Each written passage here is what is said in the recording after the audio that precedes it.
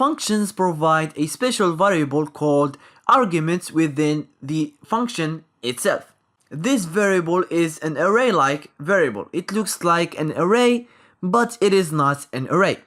Here I have created a function sum that accepts two parameters, and it returns a plus b. So this is a simple function. Here within this function, let's console log the arguments variable. Then let's call the function with 1 and 2. And now we have something that is similar to an array that holds all of my arguments.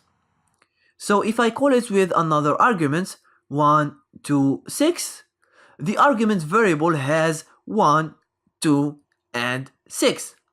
And it is indexed just like an array. With index 0, it returns the argument 1, the first one. With index 1, it returns the argument 2, the second one. And with index 2, it returns the argument 6, which is the last one.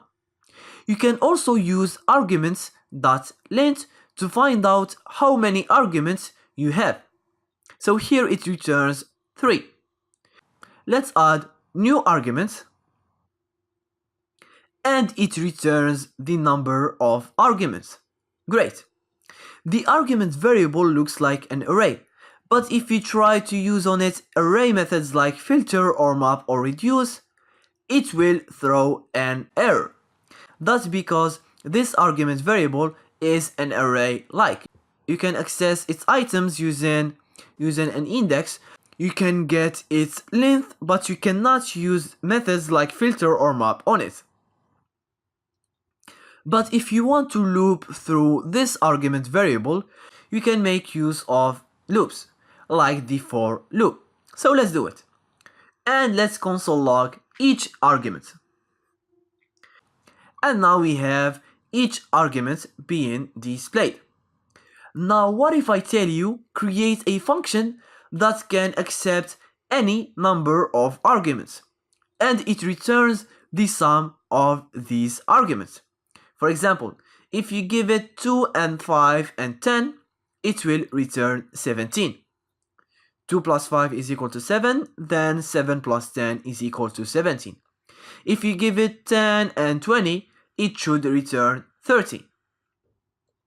If you just give it one argument, for example 7, it will return 7. And if you don't give to it any argument, it should return 0. So pause the video and try to do it by yourself. And now we will do it together. First, I will declare the result variable and give it the value of 0. And here, let's remove the parameters. Then here in the for loop, each time I add the value of the argument to the sum. Then return the result. Here let's call the function and assign the result to this variable, and console log the value returned. And now when we call it with no arguments, it will return 0. If we call it with 1 and 7, it will return 8. And if we call it with 7, 8, 9, 6, 2, it will return 32. If we call it with these arguments, it will return this result. And if you call it with all of these numbers, it will return the sum of all of these numbers. Great.